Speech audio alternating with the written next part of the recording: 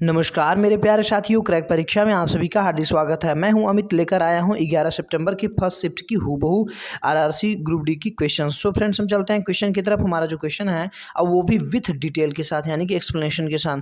So friends, question हमारा है कि भारत में किस वर्ष सामुदायिक विकास कार्यक्रम प्रारंभ किया गया। तो हम आपको बता दें, जो करेक्ट आंसर हो जाएगा 1952 ईस्वी में सामुदायिक विकास कार्यक्रम स्टार्ट किया गया। हम आपको बता देते हैं प्रथम पंचवर्षीय योजना में चलाया गया और ग्रामीण विकास के लिए चलाया गया। हम आपको बता दें, जो प्रथम पंचवर्षीय योजना है उसका जो कार्यकाल है 1951 से लेकर 1956 तक है। और ये भी देखिए, ध्यान रखिए कि ये किस मॉडल पर आधारित है। तो अब जो प्रथम पंचवर्षीय योजना है वो हैरोल्ड डोमर मॉडल पर आधारित है। किस पे? हैरोल्ड डोमर मॉडल पे। और वही दूसरा द्वितीय पंचवर्षीय योजना पूछते तो पीसी महालनोबिस मॉडल पर आधारित है। सो फ्रेंड्स, हम चलते हैं अगले प्रश्न की तरफ। हमारा जो अगला प्रश्न है वो ये है कि जो कापर है, कापर धातु है, कापर धातु से जो कम अभिक्रियाशील तत्व है वो कौन सा है। तो हम आपको बता दें, पहले इसका क्रम याद करना बहुत जरूरी होता है। देखिए, यहाँ पर जो पोटेशियम हो गया, पोटेशियम सबसे अधिक क्रियाशील है, फिर उसके बाद सोडियम है, फिर कैल्शियम है और फिर मैग्नीशियम है, फिर एल्युमिनियम, जिंक, आयरन, लेड और हाइड्रोजन, फिर कापर, मरकरी, चांदी और सोना है। तो आप देखिए, आप सीरीज याद हो गया, उसके बाद आप कापर से कम अभिक्रियाशील, यानी कि देखिए तत्व कौन कौन सा दिया था। चांदी दिया था, सोना दिया था, मरकरी दिया था और कापर दिया, और क्या दिया था इसी में से मतलब कि कोई भी ऑप्शन देगा तो जानते हैं कि हम जान लेते हैं कापर से कम कम कितने वाले तत्व हैं। तो मरकरी भी कापर से कम अभिक्रियाशील होता है, चांदी भी मतलब कि कापर से कम अभिक्रियाशील होता है, और जो सोना भी होता है वो भी कापर से कम अभिक्रियाशील तत्व है। सो फ्रेंड्स, हम चलते हैं अगले प्रश्न की तरफ। हमारा जो अगला प्रश्न है वो ये है कि प्लास्टर ऑफ पेरिस। देखिए क्वेश्चन क्या है कि कह रहा है कि प्लास्टर ऑफ पेरिस का उपयोग क्या होता है। तो सो फ्रेंड्स, हम बता देते हैं, जो प्लास्टर ऑफ पेरिस होता है वो डॉक्टर जो टूटी हुई हड्डी होती है उसको सही जगह पर स्थिर करने के लिए उसकी प्लास्टरिंग करते हैं, उसी का उपयोग करते हैं प्लास्टरिंग में। और क्या होता है, खिलौने बनाने में भी इसका उपयोग किया जाता है। हम आपको बता देते हैं, जो प्लास्टर ऑफ पेरिस होता है उसको प्राप्त कैसे करते हैं, उसको बनाते कैसे हैं। सो फ्रेंड्स, हम आपको बता देते हैं कि जो जिप्सम होता है, जिसका जो सूत्र होता है,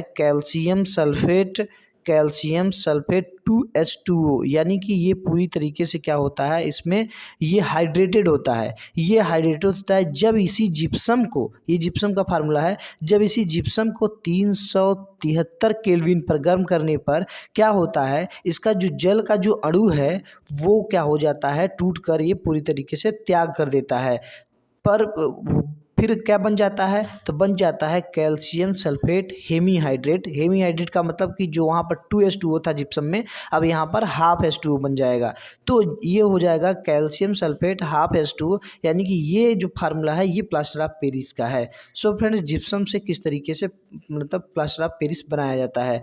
अब चलते हैं अगले प्रश्न की तरफ। हमारा जो अगला प्रश्न है वो ये है कि भारत का सबसे बड़ा विधि अधिकारी कौन है। भारत का सबसे बड़ा विधि अधिकारी कौन है? भारत का महान्यायवादी, यानी कि अटॉर्नी जनरल। अटॉर्नी जनरल का जो मतलब कि उल्लेख है वो कहाँ है, वो संविधान के अनुच्छेद 76 में वर्णित है। यानी कि क्या वर्णित है कि भारत के लिए एक अटॉर्नी जनरल पद प्रदान किया है। यानी कि अटॉर्नी जनरल का मतलब होता है महान्यायवादी, जो कि देश की उच्चतम क्या है, विधि अधिकारी होता है। और वही अगर राज्य की बात किया जाए, तो राज्य की बात किया जाए तो जो राज्य का जो सर्वोच्च विधि अधिकारी होता है वो महाधिवक्ता होता है।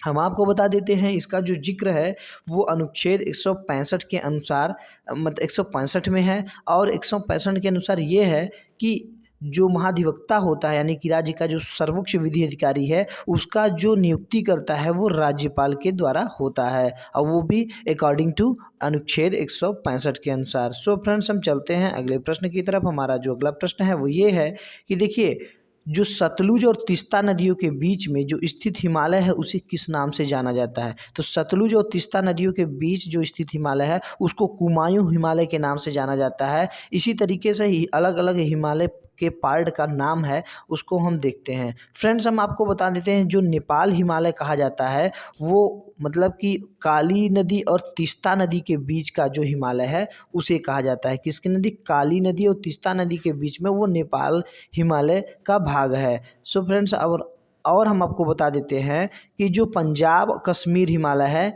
वो किस नदियों के बीच में है? तो सिंधु नदी और सतलुज नदी के बीच का जो हिमालय है भाग है वो पंजाब और कश्मीर हिमालय है। और हम आपको बताते हैं कुमायूं हिमालय, ये तो हम आपको बता ही दिए कि सतलुज नदी और काली नदी के बीच का जो स्थित वाला हिमालय है, स्थित वाला भाग है वो कुमायूं हिमालय है। और एक बात करते हैं कि असम हिमालय, असम हिमालय की बात करते हैं तो जो असम हिमालय है वो तीस्ता नदी और दिहांग नदी के बीच का जो भाग वाला हिमालय है वो असम नदी है। सो फ्रेंड्स हम चलते हैं अगले प्रश्न की तरफ। हमारा जो अगला प्रश्न है वो ये है कि राज्यसभा के संबंध में कौन सा कथन सही है? तो राज्यसभा के संबंध में कौन सा कथन सही है, पहले हम समझ लेते हैं कि राज्यसभा के बारे में।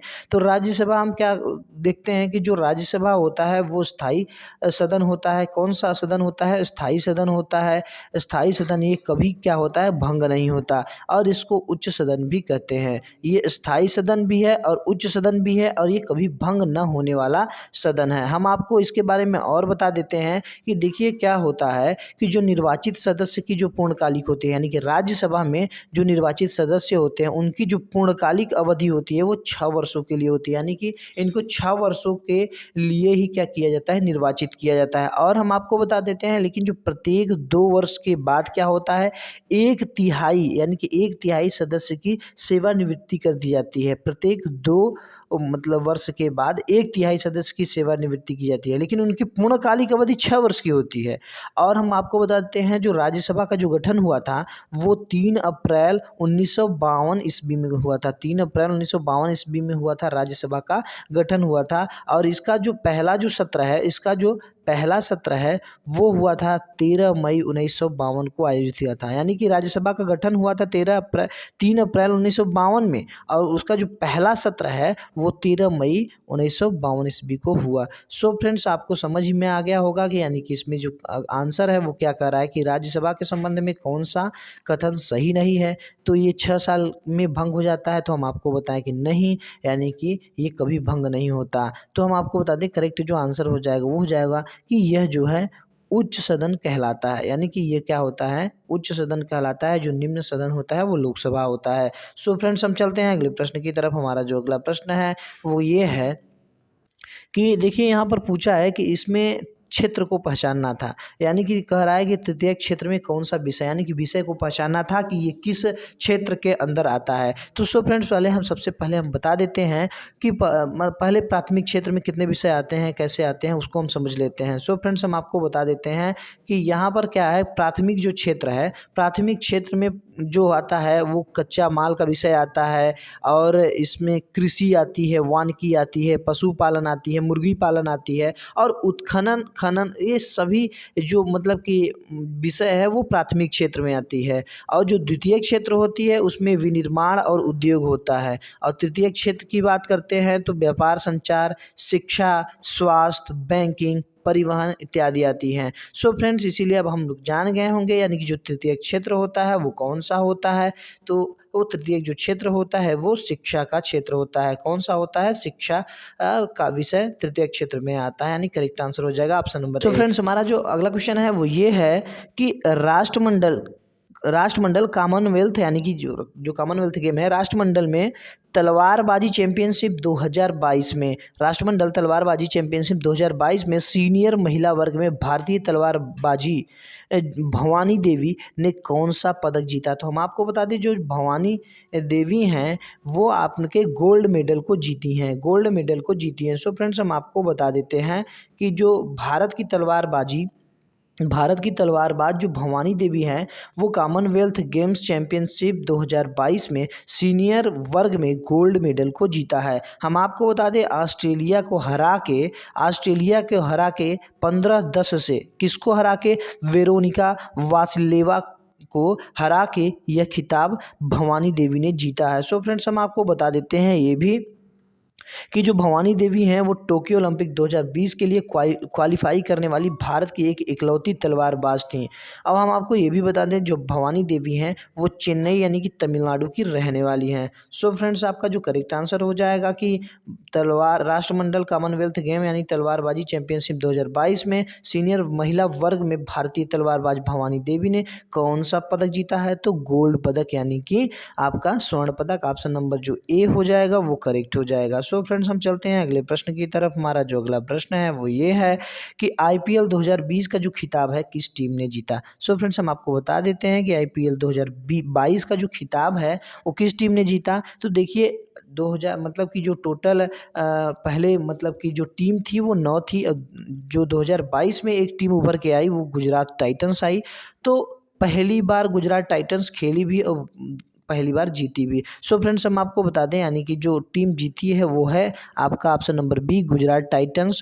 और हम आपको बता दें इसके जो उप विजेता हैं वो राजस्थान रॉयल्स हैं। उसकी जो उप विजेता हैं वो राजस्थान रॉयल्स हैं। और गुजरात टाइटंस के जो कप्तान थे वो हार्दिक पांड्या हैं।